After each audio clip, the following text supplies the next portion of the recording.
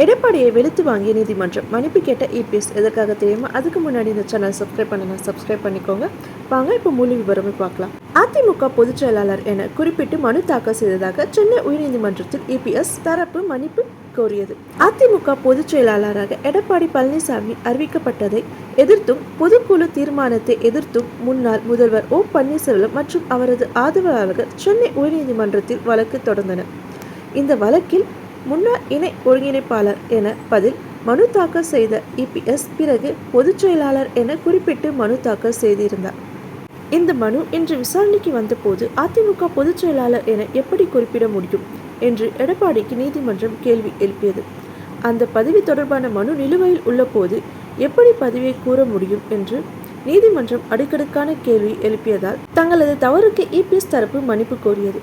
திருத்தப்பட்ட மனுவை தாக்கல் செய்ய உத்தரவிட்ட நீதிமன்றம் விசாரணையை ஆகஸ்ட் 7ஆம் தேதிக்கு ஒத்திவைத்தது.